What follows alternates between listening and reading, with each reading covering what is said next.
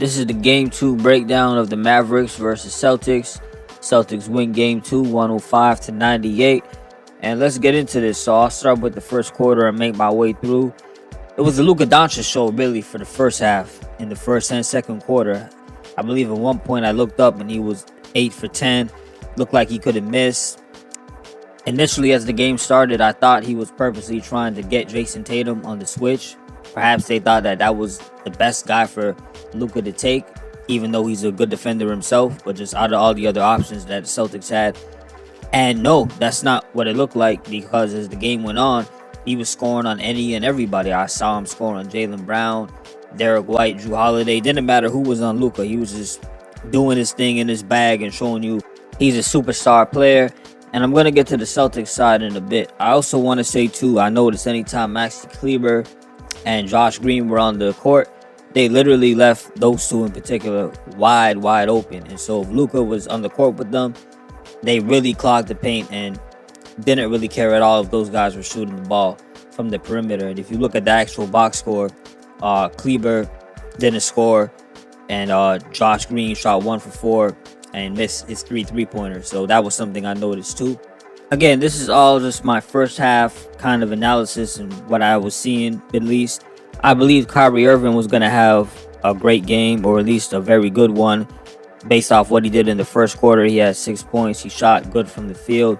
He looked more aggressive than he typically was starting off games, specifically within these playoffs. But I'll get into more detail with Kyrie in just a bit and my thoughts that I have.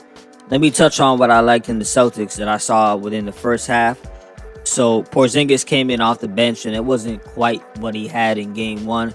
Still a very solid game, and it was similar in the sense that they were hunting down mismatches for Porzingis. Anytime that he had a smaller guy near the paint, near that mid-range kind of distance, he got the ball, posted him up just a little bit, and shot right over them like a practice shot that I'm sure he does millions and millions of times when he's in the gym by himself. Now, this is what really stood out to me as I'm watching. I look up on my screen and I see that Jason Tatum scored his second basket with 2 minutes left in the second quarter. And as I was just saying before, Luka's going crazy and the Dallas Mavericks are still losing. To me, that's a sign of basically somebody saying, I don't even got to beat you by myself, bro. I got a much better overall team. You got to do all the work. I can sit back, dish off some assists, even shoot bad from the field, and my teammates, our whole system of what we got going on is better than what you could do individually by yourself. Okay, in comparison with the whole Tatum and Luka thing. So as the third quarter is going on, and even the fourth, but especially that third, I'm just looking like, man, the Celtics got so much other guys that could step up and have really big games.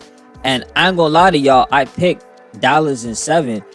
I always thought the Celtics had a much better team in depth. The reason why I still picked Dallas, I was looking at it like Luka is the best player in the series, and you can make the argument that Kyrie Irving is the next best player, depending on how you look at things. Basically, my mind was telling me the Celtics had the better team. My heart was saying Kyrie Irving and Luka are going to put on a heroic matchup and really take over this whole series and show people this dangerous combination of what they could do. More on the Celtics, though. As I'm watching this game, I don't realize that Jrue Holiday had 26 points and 11 rebounds. I know he had a good game. It's just the intangibles, the way that they play. It's nothing fancy. So when I'm looking at the box score, I'm saying, wow, Holiday was the player of the game.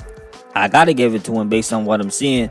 Derek White had a really great game. Speaking of Derek White, man, can't leave him out. He had a crazy block in the second quarter on Gafford. He actually protected the rim like a big man. It should be the other way around, where a little guy like Derek White is coming in the paint and Gafford protects the rim. But no, he actually blocked his shot. Gafford is what, 6'9"-ish? And I think that Derek White is about 6'3", if I'm correct. That is insane. Just incredible. He also had a block towards the end of the game when Dallas seemed like they were making a comeback. They were about to push it to 3. Kyrie Irving hit PJ Washington in traffic. Derek White just started hustling back and somehow got a crazy block on him. It was just a play where I thought you don't see that every single day in the NBA. That kind of effort and that talent to not even foul the person and get a clean block, which makes me want to get into Derek White, the defender, what he did against Kyrie Irving, what Drew Holiday is doing against Kyrie Irving, Jaylen Brown. Those three in particular are making it a nightmare for Kyrie Irving. I'm surprised I'm even saying that. I didn't think Kyrie Irving would look this, I don't want to say overmatched, but clearly he's having a huge problem, at least trying to score on these guys, man. Like, he shot 7 for 18 again, missed all of his three-pointers. So the first two games in the series, he's 0 for 8 from the three-point line. He's not shooting at a good percentage. Luka Doncic needs a running mate. Doncic had a triple-double. He also had 8 turnovers in this game.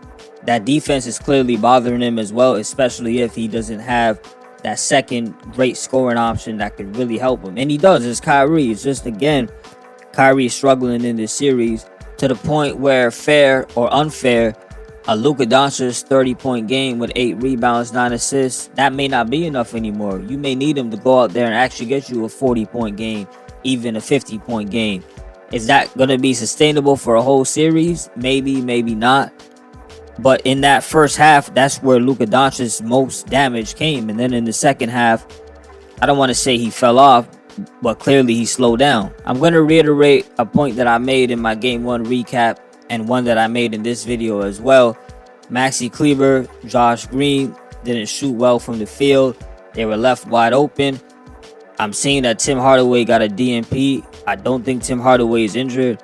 I'm still wondering why he's not playing, period. I can guess, and my educated guess would be Jason Kidd doesn't look at him as a consistent defender or somebody he wants to put out there and really lock in on that side of the ball.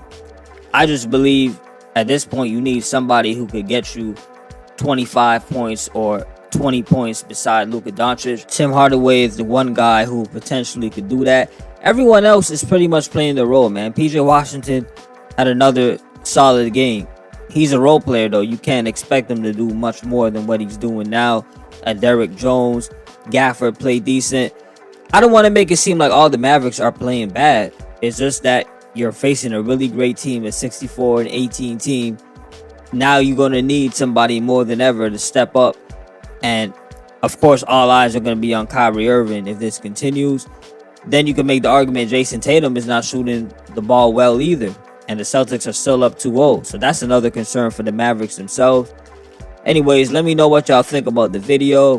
Tell me what you like, what you see in this series so far. And as always, salute for listening. Peace.